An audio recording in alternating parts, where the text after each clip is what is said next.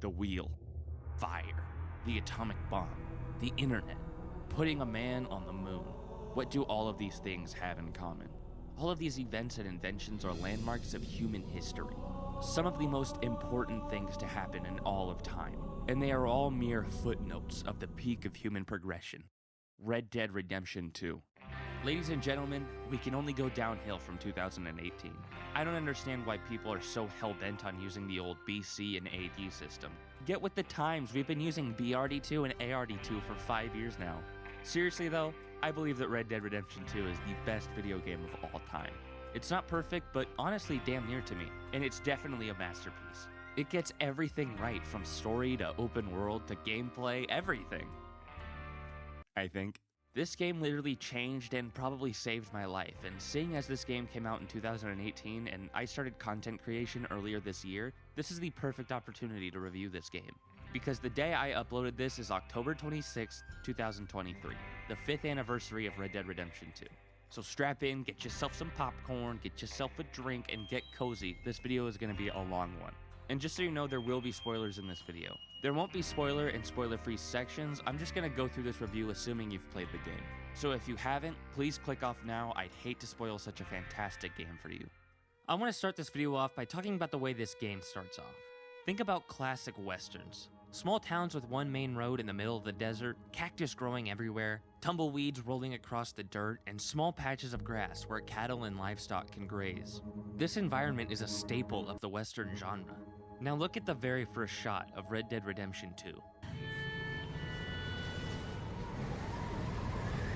The exact opposite of typical westerns. This game completely upends and reinvents the idea of what westerns can be and where they can take place.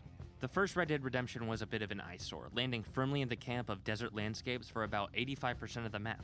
Red Dead Redemption 2, however, has literally no desert areas in the 6 main chapters of the game. Yes, you unlock a whole lot of cacti and tumbleweeds in the epilogue, but there's not much to do there. All the action is in the grassy plains, the chilling snow, the lively towns, or the humid swamps. And thank goodness for that. After Red Dead 1, I don't think my eyes can take any more beige. Red Dead 2 might not have the most creative or interesting open world, as the Wild West doesn't quite hold up against cyberpunk landscapes or nuclear wastelands. But it might have the best open world of any game I've played. It's so diverse and insanely detailed. Each town is so unique. Valentine is a small and growing little livestock town. Saint Denis is a beautiful and energetic peek into the civilized life of the East. It's almost grimy and gross like big cities can be. It's no San Francisco, that city's basically a populated landfill. But Saint Denis is very detailed, with the gross and dark back alleys and the mud packed into the corners of the road.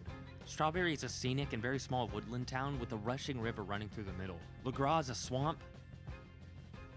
I don't have much to say about Le Gras, but each location is different in a great way, and they slowly mesh into each other in between locations and as you cross the state lines. And in each location, you can find different shops and activities, whether it be a saloon, a barber shop, a gunsmith, or a general store.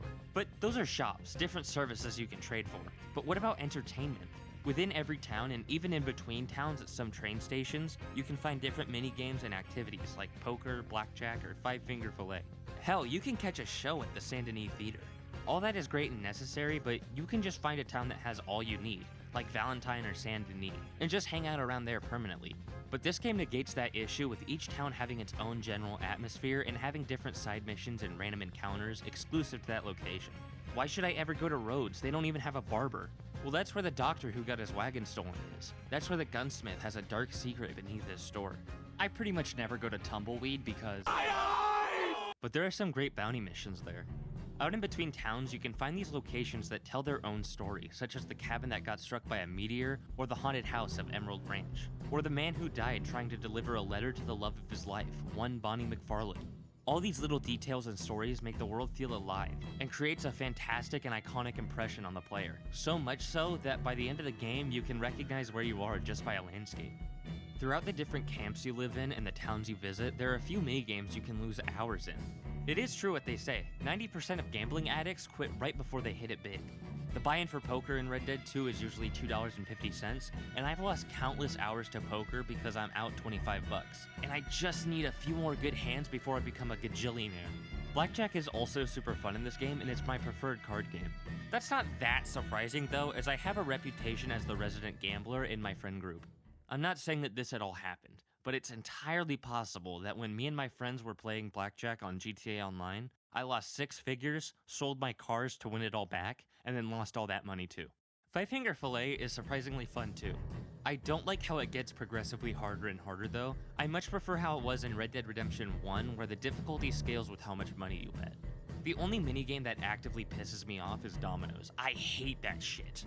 Whenever someone explains a card game to me, my brain checks out and I don't understand it at all. And on top of that, I don't think the tutorial explains it well enough. And you have to win 3 games in a row for 100%. Not rounds, 3 games. That was definitely one of the worst parts of the Platinum experience. I think the minigames would be perfect if instead of dominoes, they brought back Liar's Dice from Red Dead 1. That game is fun as shit. The open world also holds mysteries for the player to uncover and deduce. A good amount are found from random encounters, like the serial killer committing murders and stringing up his victims, and the vampire, who's a fun nod to Nosferatu. Both of these with enough chance encounters and some deduction from the player can be fully solved and the case can be put to rest. Some are more blatant with the whole side mission, like the Time Traveler, who only somewhat remains unsolved. Other mysteries, however, are completely unmarked and are examples of environmental storytelling, like the giant, the missing princess, and the donkey lady. And since they remain unmarked, most of the time their mystery remains unsolved. An example would be the South Park Easter egg you can find referencing the man-bear pig. Yep, gonna go home and play me some Red Dead Redemption 2. I got a train to rob in Valentine.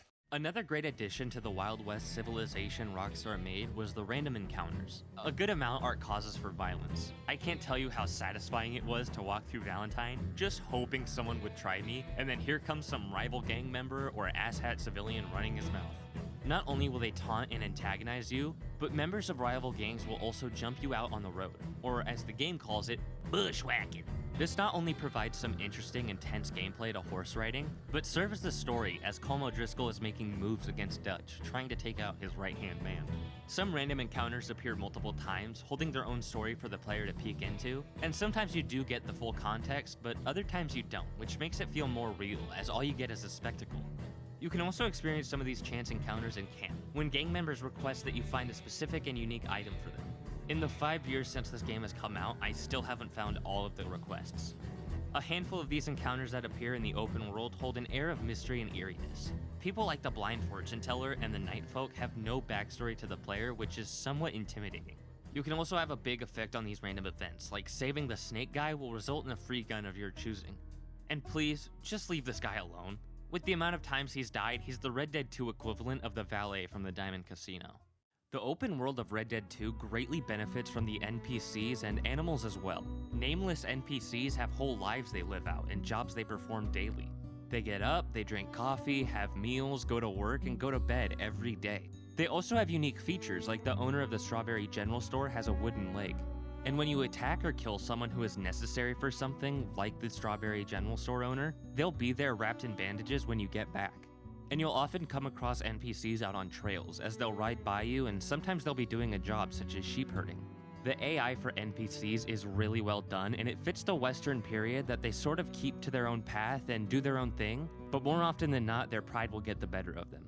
The AI for animals, however, is probably the best AI I've seen in a video game. I have no clue how they did this, but they act like real animals. There are certain mechanics that animals have that affect hunting, which I'll talk about later, so I'm not going to get too deep into it now, but the things that they do unprovoked are insanely detailed. Black bears are scared of you and will run from you, and that can happen with grizzlies. If a grizzly bear sees you and starts to growl, it's possible it will leave you alone and run off if you stand your ground. Sometimes. Vultures will crowd around and eat human and animal corpses. One time when I was chasing down a possum, it suddenly died on me, and then when I went to skin it, it ran off on me because it was playing dead the whole time. But definitely the most important and best use of animal AI in this game is that dogs will come to you and be happy when you pet it. Because as we all know, you should be able to pet dogs in every video game. Even Call of Duty. Oh, maybe not Call of Duty. But all of these examples are noticeable and are unlikely to be missed by the player. They're all things that the player will most likely pick up on. But there was one time I was walking around and hunting in New Hanover, and I saw and tried to shoot a rattlesnake. Before I was able to kill it though, a bird swooped down, grabbed the snake, and flew off. This was what made me realize that this game's animal AI was beyond anything I'd ever seen. And I'd wager that this is the most advanced animal AI in any video game of all time. It's so unnecessarily detailed. But as you'll soon see, unnecessary detail is par for the course when it comes to Red Dead 2.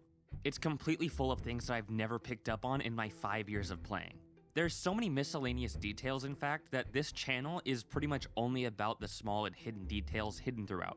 I'm only going to mention a few of my favorites, but if you want more, go check out this channel after this video. One I love is how pupils dilate, because why on earth would you add that minuscule of a detail? Light goes through cartilage, shooting bear traps makes them close, produce decays, shooting barrels or wagons will make them leak, and when you complete a mission, sometimes the newspaper will mention it. There's also some detail that provides context to the characters, like Javier's bounty poster in Shady Belle, and how John aims with one eye closed, but Arthur, however, aims with both eyes open, the sign of a good marksman. A few more I like are how dust collects on furniture, people are uncomfortable around you if you're covered in blood or wearing a bandana, there are reflections in eyes, thunder comes after lightning, your horse sweats, water fills your muddy boot prints, and of course, everyone's favorite, the horse testicles shrink in the cold. Usually with a male horse, those shits are hanging, but in the snow you can barely see them. This was actually a pretty big deal when the game was coming out. Where Baldur's Gate 3 had bear sex and Cyberpunk had genital customization, Red Dead had horse balls. Imagine how crazy it would be clocking into work just to find out you're working on horse testicle physics that day, am I right? What was I talking about? Oh yeah, there's so many little unnecessary details in this game, down to dust collecting on furniture. Rockstar had a bit of a crunch culture for this game, and I wonder how much of that was used on things this minute. Maybe pupil dilation wouldn't be in this game if Rockstar let someone have a day off and see their family for the first time in months. The detail expands into the vast and incredible sound design as well. When you ride through the trails and roads and hear nature around you, whether it be rushing water or birds chirping, it makes the world feel much more real. One aspect of the sound design that I especially appreciate is how the guns sound. Listen to how guns sound in other games. Go!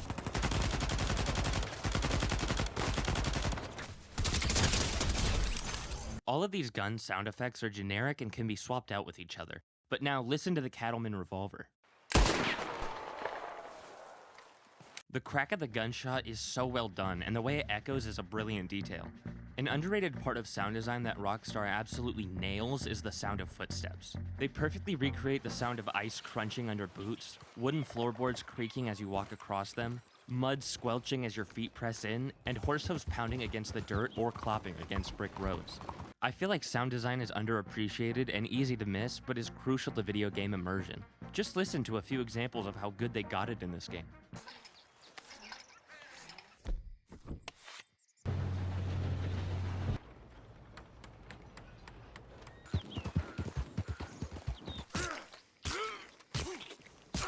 Moving to the more artistic and visual side of this game is incredibly advanced graphically. These graphics are still up to date, and I have no idea how they pulled it off. Uncharted 4 is another example of an old game with graphics that still hold up, but that's justifiable, as you can easily speedrun that game in under 3 hours. But if you run through Red Dead 2 doing only the story, it's still gonna take you 50 hours. It's incredibly impressive how a game this old and this big looks better than a game released in the last year. And it goes without saying due to how it compares to modern graphics, but it's a lot better than other games that came out the same year. God of War, Marvel's Spider-Man, Assassin's Creed Odyssey, they're all somewhat in the same league as Red Dead 2, but not in the same ballpark. And some games of that year just blatantly get blown out of the water graphically. Looking at you, Far Cry 5. The only game that I can think of that outdid Red Dead 2 graphically in 2018 was Detroit Become Human. But that's sort of expected, as its graphical fidelity comes at the expense of the gameplay. The water in Red Dead 2 looks great as well, and mechanically functions well. Of course, there's no beating Skyrim's water though. That was the whole selling point of its remaster. The only issue I have graphically is that some things like door handles and vests have sharp angles. It doesn't rip me out of the game or ruin the experience, but I find it odd that they didn't polish it to a shine when they included detail so extensive that pupils dilate. And to mention it really quickly, the loading screens are very creative. The music in them is a bit generic. It sounds like it's in the Days Gone soundtrack. But the actual loading screens are developing photos of civilians living in various towns, with a few of the photos even having captions or dates. This is inspired and incredibly creative. I have no clue how they came up with this, but it fits the era so well. And it's a great look into civilized life. Some games just use images of characters or locations and slap a loading bar on there. But having the pictures be developing photos keeps us immersed in the world. I also love how the loading symbol is a spinning revolver cylinder. As they've become more and more modern, video games have become very cinematic. Some of my favorite examples are Uncharted 4 and Lost Legacy, as they are an explosive spectacle similar to a Tarantino movie. I'm also a big fan of how intimate the Nordic God of War games can be with their shot composition, and The Quarry masters horror, encapsulating the feeling of a Sam Raimi film. That isn't that surprising though when you realize who is in it. Insomniac's Spider-Man series does both the intimate and explosive moments well, the exception being that both of these aspects are done in cutscenes and gameplay. This is all to make the point that a large majority of video games feel like 15 to 20 hour long movies now, usually due to how non-stop the plot is, the total length of cutscenes being around 3 hours, or the plot being able to be cut down and condensed into 2 hours comfortably. But then you have games like Red Dead Redemption 2, games that are so long, so well executed, and so artistically driven that they seem like entire TV shows. Playing Resident Evil is comparable to watching a slasher film, but playing Red Dead 2 is like binging through The Sopranos or Better Call Saul. Everything wraps up perfectly no matter how long it takes, which I'll get into later when discussing the writing and the plot. Red Dead 2 also has some of the best cinematic shots I've ever seen, and pretty much always looks great. The camera work shows where characters are emotionally with each other, communicates tension and stress, and just looks badass. The cinematography speaks for itself and can punch the player right in the gut, no dialogue needed. Not only does this game have several original shots that stuck with me, but also recreates one of the most iconic covers in gaming. The amazing shot composition isn't just in cutscenes either. In the gameplay, there is a cinematic mode you can activate, which makes the horse riding and wagon driving look significantly better. Which, if you're skeptical about cinematic mode, I get it. I was too. Mainly because of how shitty it is in Grand Theft Auto 5, where it is an active hindrance. But little known fact, horses are actually slower than cars and commonly have brains. So just tapping X in cinematic mode will keep the horse running on the waypoint you set without any direction from the player, which is a significant upgrade from cutting between shots every other millisecond.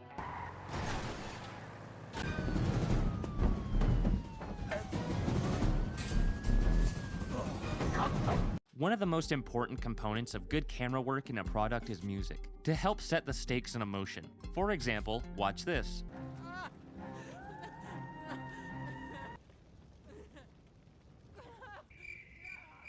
So it almost goes without saying that the music in this game is amazing, since the cinematography is as good as it is. As you muscle through the snow, braving the harsh cold, these horns blast as they're drowned out by the fierce wind. The vocals and the music that plays during the attack on Braithwaite Manor solidifies the feeling that shit is going down. The eerie violin during the train robbery raises the tension, and the ambient music that plays immerses the player further. The use of music also sets the stage emotionally for some scenes, like the use of the iconic main theme, and the completely heartbreaking music that hits immediately when Arthur meets with Mary again. I really appreciate when the soundtrack comes back as well. Like the humming song as you leave the snow makes you feel relieved, as the gang is finally out of immediate danger. But when the game ends, credits roll, and the song plays again with lyrics. And you realize that the song is about Arthur, and the use of it in the beginning marks the start of Arthur's journey towards redemption. Another example of the soundtrack coming back around is across the franchise. This is John's main theme from Red Dead Redemption 1.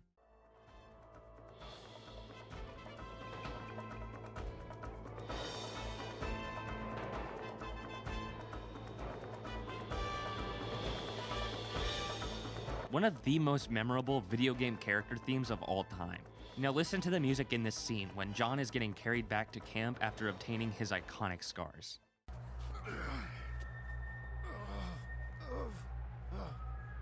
Well, we can't go back the way we came. Let's try this. As John is now looking the part but hasn't grown into the hardened family man he is years later, they play a small whistling motif of his theme. Much later, when John defends the ranch and his family leaves him, a much higher-pitched violin rendition of the hook of his theme plays, signifying the gravity and importance of having a family setting in. And during the last mission of the game, when John finally confronts the last demons of his life of crime, putting it to rest, a triumphant reprisal of John's theme plays, completing his character arc. Arthur's redemption is also signified in music, and not just how I mentioned earlier. That's the Way It Is has a vice around my emotions and hits devastatingly hard every time, and serves as a great send-off to the character. and Unshaken is a banger. How did they get fucking D'Angelo to record for a video game? The soundtrack is impactful and will stick with you for a long time. Woody Jackson is one of the best composers currently working and shows in both games that he knows how to make a great Western original soundtrack. Alright, but now we're moving on to one of the big boys. Not the highlight of Red Dead 2, but the reason we all play video games. The gameplay and mechanics. Not the meat and potatoes of this game, but a damn good side. Starting off with the most prevalent part of the Red Dead 2 experience, the gunplay is fantastic, and a huge upgrade from Rockstar's previous title, Grand Theft Auto V. Reticle changes and rate of fire makes each gun feel unique and interesting, and makes you feel partial to some guns over others. Animation times also contribute to the gun systems a lot. My go-to long gun is the Lancaster repeater, which can hold 14 bullets at a time. The catch, though, is that you're trading that power and capacity for reload time, as you reload those bullets individually, as opposed to the carbine repeater, which holds and reloads 7 bullets at once. Guns are also upgradable with things like improved rifling, better iron sights, and barrel extensions. You can also customize guns with their own carvings, engravings, and switching out the metals for certain parts. But you also need to take care of your guns, as the dirtier they get and the more exposed to water they are, the lower their stats become. Some guns can get so dirty and rusty that they will jam in a gunfight, which is a really interesting detail. But you can clean these guns and restore them to full stats when you use gun oil. On top of that, they add the minute expressive detail of spinning your sidearm when holstering it. Again, a needless detail they could have completely overlooked, but its addition makes the game that much better. Weaponry serves in social interactions as well, as you can fire warning shots in the air or aim your weapon at people to threaten them. The cover system also works really well. I have had practically no problems with it, and it is very consistent. The reason I'm really hammering this point is because my brother says it's completely broken and doesn't work. I say he's dog shit at the game, and I want to put him on blast. Fuck you, Carson. I think stealth combat is done pretty well here too. Throwing knives, bows, and tomahawks are fun and great ways to take out your enemies while maintaining stealth, and can be also used as melee weapons. Speaking of, melee combat in this game is surprisingly fun for how simple it is. It's pretty much just using one button for punching, one for dodging, and one for grappling. Very basic controls, but the sound design and excellent animations really sell the impact of punches. Hand-to-hand is always really fun in this game. The lasso is also a useful tool in your kit because you can use it to defuse a situation from combat. Far and away my favorite and possibly the best combat mechanic in this game is Deadeye. To make it easier for the player to be the best shot in the West, Deadeye slows down time and allows you to pick your targets for each bullet.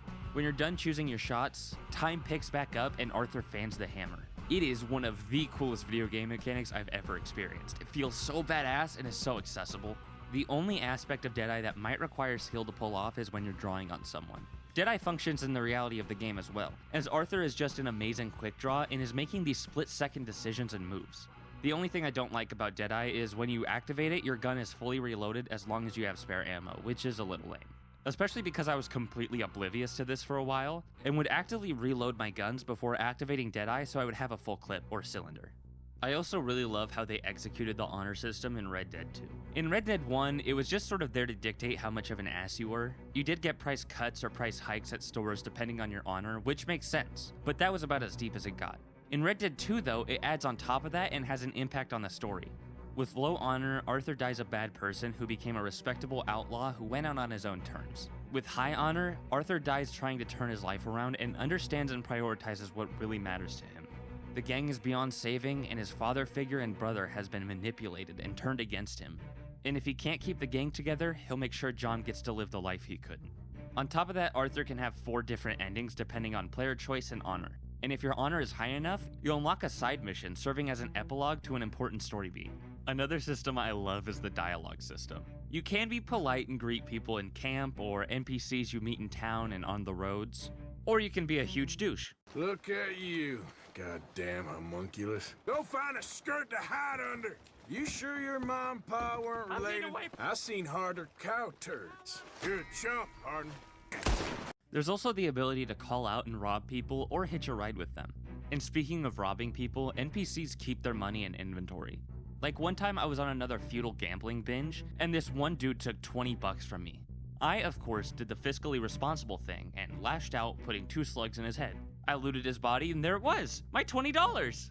NPCs will also remember you and give you a hard time about missions you've completed and crimes you've committed. Especially when you have or are paying off a bounty, which has a pretty neat system, as the price rises depending on what crimes you commit. And if the price becomes high enough, bounty hunters will come after you, with more bounty hunters showing up relative to the price on your head. All of this can be avoided though by wearing a bandana when you commit a crime.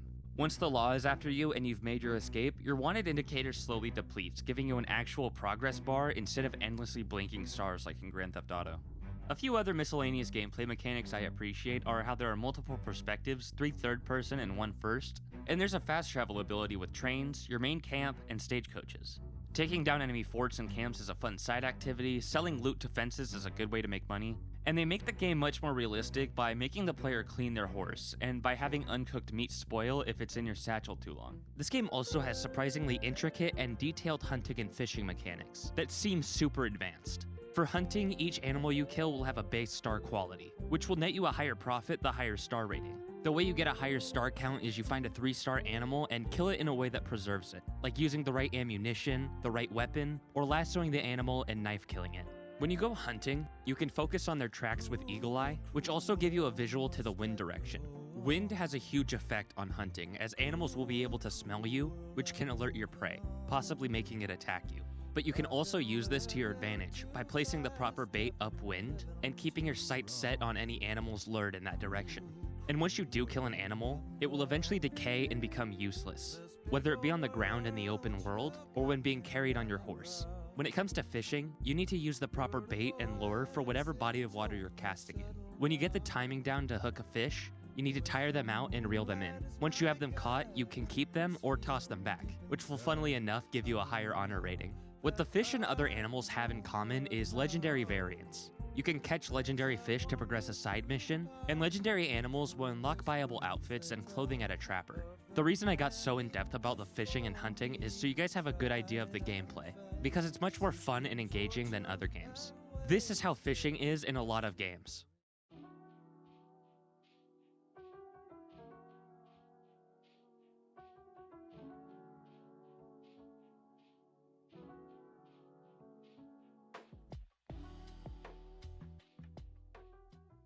And this is hunting. Horses also play a big part in Red Dead 2's gameplay as they're your main mode of transportation. They now carry all your weaponry, and you grab your guns off of your horse, which I actually love a lot. It's a good alternative to the bottomless backpack you have in a lot of games. I hope they do this again in Grand Theft Auto 6, with your car holding your guns in the trunk. There's a bonding mechanic with horses in this game that somewhat coordinates to real-life emotion. I usually keep the horse you get from the first mission and end the game with him. So at the end of the game, I had a bonding level of 4 and was hit hard emotionally when he died. Because I used only this horse and constantly fed and brushed him, I genuinely felt horrible when he got shot. And Arthur also has a unique interaction with his horse during its death scene, depending on the bond level. Unfortunately though, this horse is the new Aerith from Final Fantasy VII. Just use Horse Reviver Arthur? Fucking dumbass. Each time you level up your bond with your horse, you unlock certain actions like rearing and drifting, and the whistling range expands. You can also lead your horse too, which is pretty rad, and timing your button presses to the horse's gallop will decrease the rate of stamina depletion. There was a few times I'd be riding through a forest, and my horse decided to ram his head into a tree and send us both flying. This was obnoxious to deal with until I realized, oh, I'm the problem. In situations like this, the horse AI will kick in and it will auto-navigate the forest, and all you need to do is keep mashing the X button until it shatters. But I didn't realize that and would try and control the horse with the analog stick and end up fighting with the horse. I'd want to go left, the horse would want to go right, thus resulting in us meeting in the middle, which would be a rock-solid tree. And if you don't like either horse you get at the beginning of the game, you can buy a new horse from the stables or tame a wild one. You can just lasso the horse and start breaking it, or you can slowly approach it and calm it down when it starts to get skittish. Horse breaking in this game is pretty fun. It gets kind of old fast, but the entire process is significantly better than how shitty it was in Red Dead 1. And I might be reading too much into this, but each character's horse seems to reflect who they are. Dutch is the leader of the gang, the idealist with a plan to save his family, the one everyone looks to, and that's reflected in his white horse. Micah's is black with a light-colored tail and mane because he does do the gang some good in the first 2 acts, but he is pure evil. He's an agent of chaos who will throw loyalty aside to serve his best interest. Hosea has a gray horse since he is a criminal, but he is probably the most morally just in the game, and is there to keep Dutch from going too far. Same with Charles and his horse, because his horse is white with black spots since Charles is an outlaw, but has a moral compass so strict that it becomes grating. Fuck you, Charles. And I think a brown horse represents strength, as Arthur is a good man, shown with the white stripes, but is mainly a criminal at the start of the gang and is viewed as the muscle.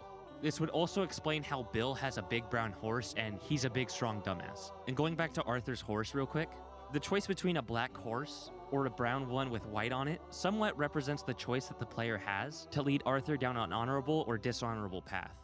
But I think where the symbolism really shines through is how John's horse looks like the one from the first game. That is what makes you sit down and think, okay, this guy right here, this guy is John Marston from the first game. I wouldn't be able to tell that if it weren't for the similar horse. Camps are also a big part of gameplay as they serve as your safe haven, both out in the open world and with your gang. Setting up camp allows you to sleep, advancing time, cook food, and craft bullets, which comes in handy with things like explosive rounds. And sometimes you'll be riding through the Great Plains and see smoke off in the distance. If you head towards it, you'll find the source of the smoke is an NPC's campfire. Sometimes they'll warn you and tell you to leave, or they'll invite you to sit down and stay a while. They might even tell you about their life. Regardless, you can rob and kill them and use their camp as their own, which is a cool feature. Rockstar did a lot of things like this where they were able to predict what the player would do and expand their options upon that. They figured that if they came across an NPC camp, a lot of people would blow their head off and would see if they could use their camp, and so they gave them that ability. Rockstar really put in work when it comes to the main camps that the gang sets up in. Each is so unique and interesting and shows where the gang is at in their relationship. Coulter is a scrap-together camp that's barely inhabited, as the gang just got separated and wounded from the Blackwater Massacre, and they're just trying to survive and stay together. Horseshoe Overlook is raised up on a cliffside, as this is sort of the gang's peak, at least of what we play. They finally get Sean back and start thriving. Clemens Point is a more humid and dusty area, is overall lower quality since they just shot up Cornwall's men in Valentine and had to flee eastward. They're not fucked, but they've been shaken up a little. Shady Belle is a rundown manor in the swamp, showing how they will somewhat improve their status. They start making deals with crime bosses in the big city and become more civilized, shown through the roof over their heads, but they're still in the midst of a shit show. They're hip deep in mud, they just lost Sean, Jack has been kidnapped, and the Pinkertons just strolled into their camp. This chapter ends with them making big moves, decked out in suits, robbing a big city's bank, but in the process, the job goes belly up, and the gang loses one of the members who started it. Gorma has a shitty camp because it's a shitty chapter, and in Chapter 6, the gang is holed up in a cave in Beaver Hollow. They're beyond their ideals and are reduced to just survival. The gang is cracking, and no one knows who to trust now that they know there's definitely a rat. It's not about leaving on their terms anymore. Their goal is simply to escape. And as they are in the cave, they're cornered. Gang camps can also be customized with things like boar pelts and ram skulls. And when you go back to the camp locations as John in the epilogue, quiet audio of the gang's conversations will play, hitting the player with all those tough memories of before it all went bad.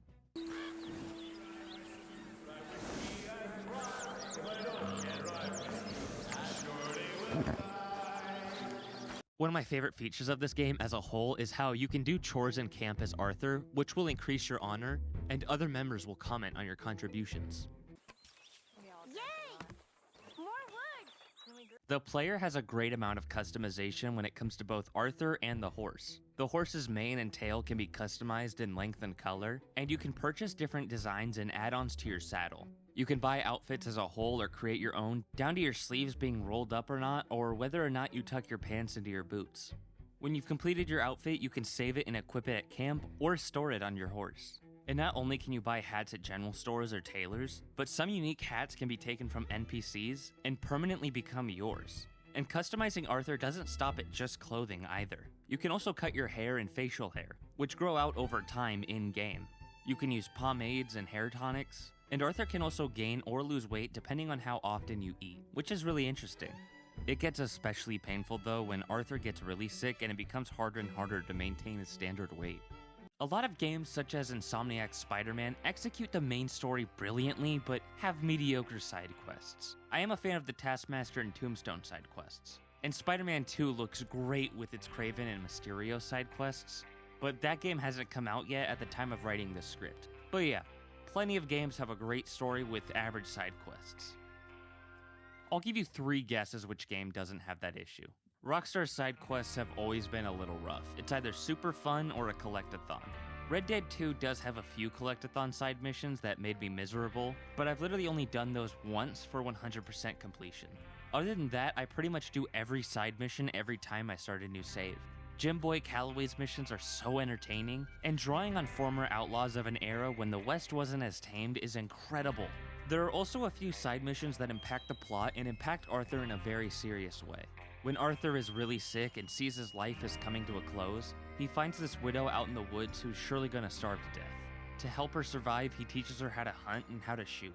Hamish Sinclair's missions are also really impactful as you go on hunting trips with him, and he gives you his stubborn horse when he passes. This is a really well written and emotionally tense moment.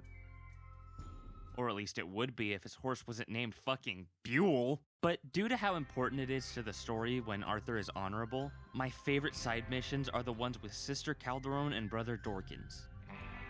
Again, what the fuck are with these names? They aren't necessary for it, but doing all of Calderon's missions make this scene hit all the more hard. I still don't believe in nothing. Often, neither do I. Huh? But then I meet someone like you, and everything makes sense.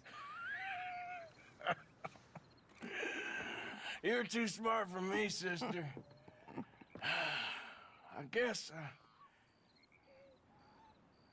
I'm afraid. There is nothing to be afraid of, Mr. Morgan.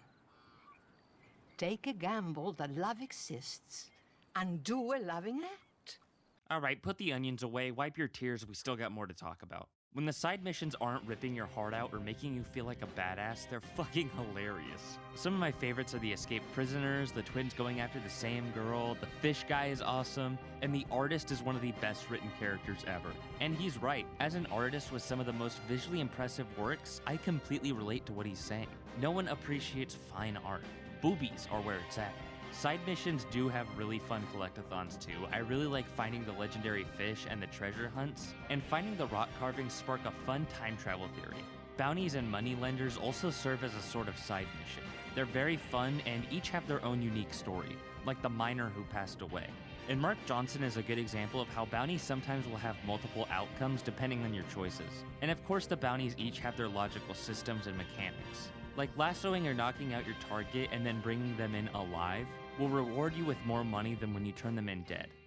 Alright, here we go, baby. The big enchilada. The part I'm gonna glaze shamelessly for the rest of this video.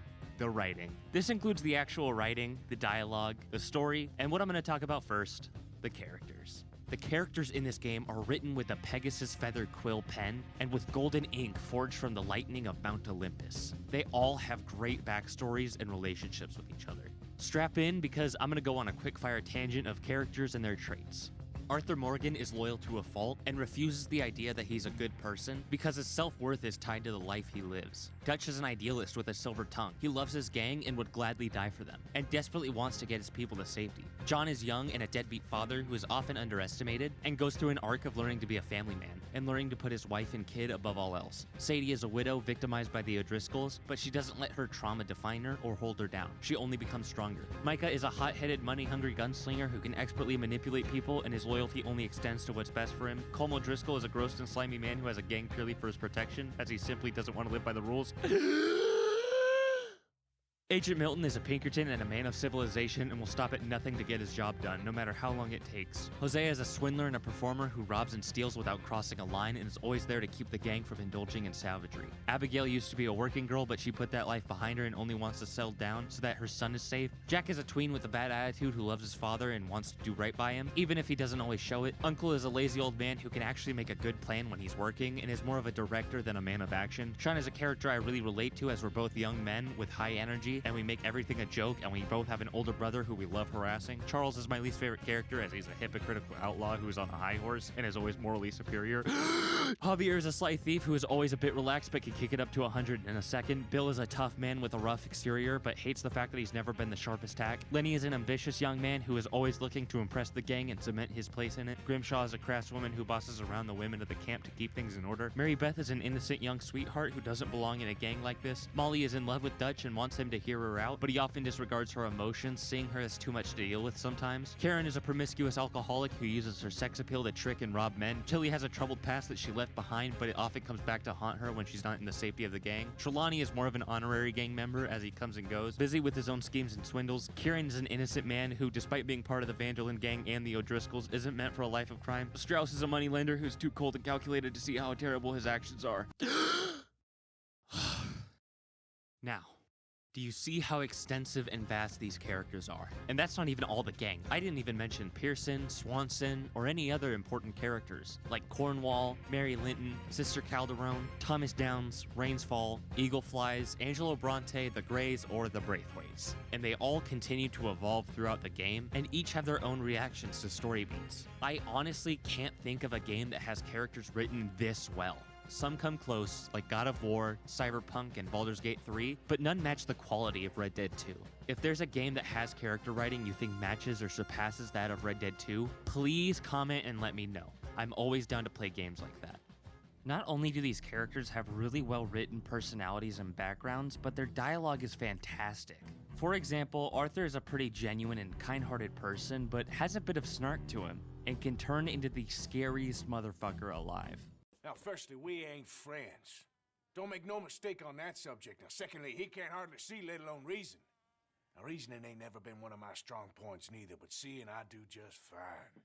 You want to step outside or deal with business here? And every character is as deep as Arthur is, with their own speech patterns, tendencies, and unique traits. Sometimes the characters are hilarious. Want me to come? Of course I do, but look at you. I was always ugly, Dutch. How much you cost, anyway? Ain't that a nice way to talk to a lady? Oh, I didn't know I was talking to a lady. There's only two of you fools! There's a few more to torn enough. Me and my big mouth. Sometimes characters say something so badass that it's spine-chilling. And maybe I should have killed you. Should I have killed you, Jimmy Brooks? Seems our friends have gone deaf. Wake them up a little! I got a saying, my friend. We shoot fellas as need shooting, save fellas as need saving, and feed them as need feeding.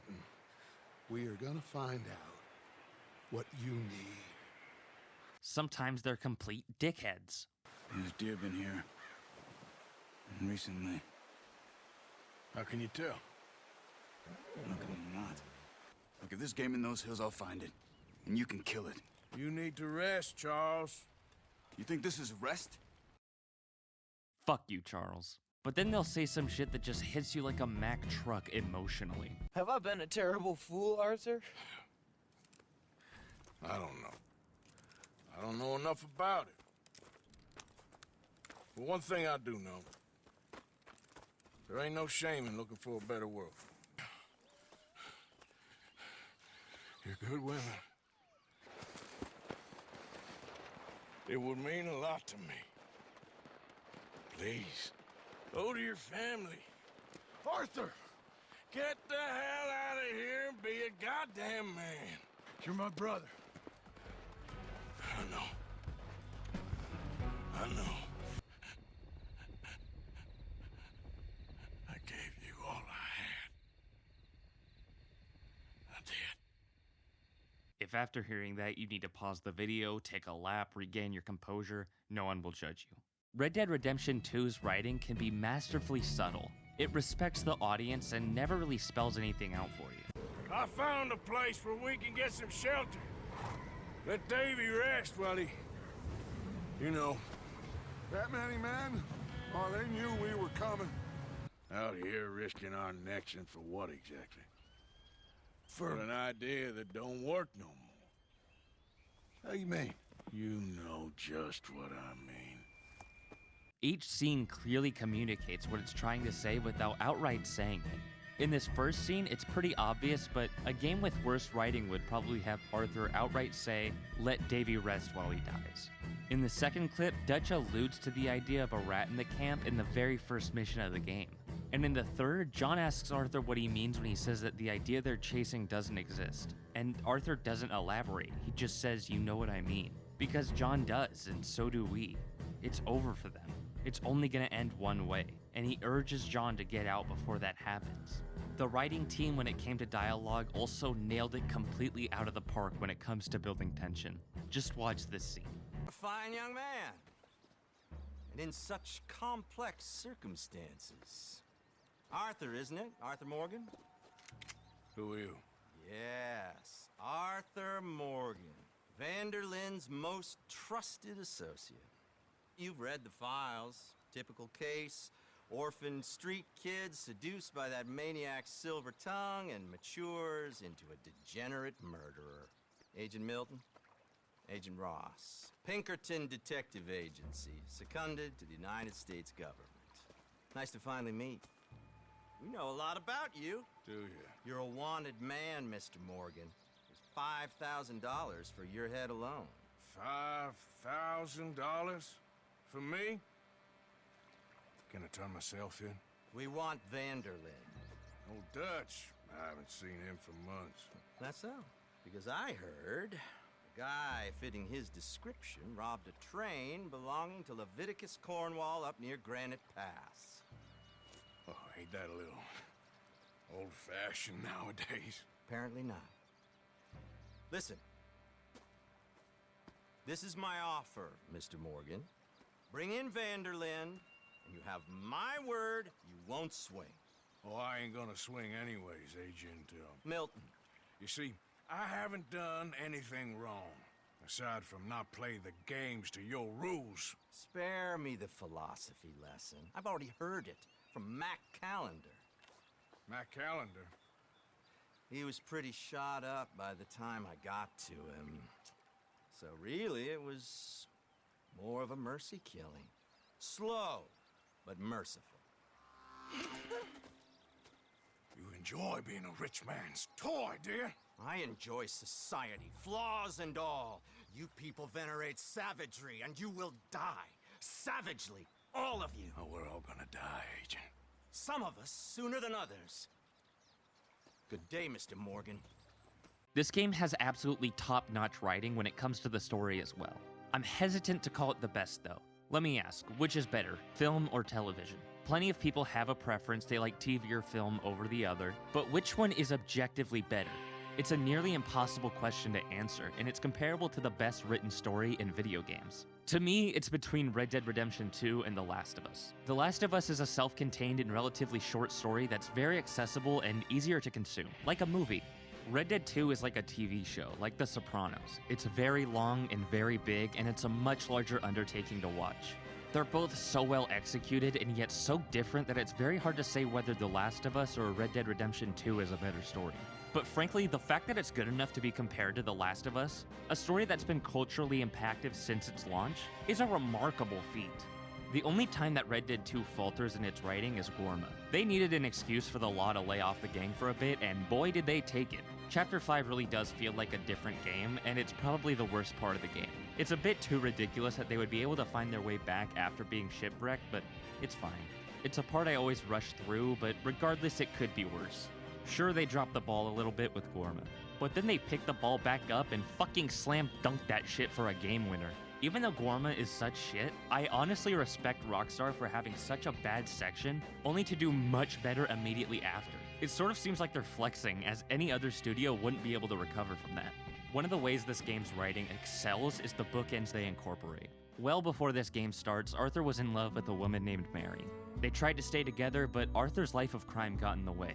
Then over the course of this game, they meet up again. It usually consists of Arthur doing favors for her, and then eventually they go on a date the last time he sees her. It's very clear that they still love each other and want to run away together. But they can't because Mary thinks Arthur will never change. And what really hurts is that Arthur is changing. He's redeeming himself. He could have this life he wants with the woman he loves, but it's too late. His days are numbered. Before she leaves for the last time, she gives Arthur a photo of them when they were young and the ring he proposed to her with. Arthur's main mission towards the end of the game is to give John that life he could never have, and that's represented in the thematic bookend of Arthur giving John the wedding ring he gave to Mary, which John then uses to propose to Abigail. I especially love how in the story they never really explain what happened in the Blackwater massacre.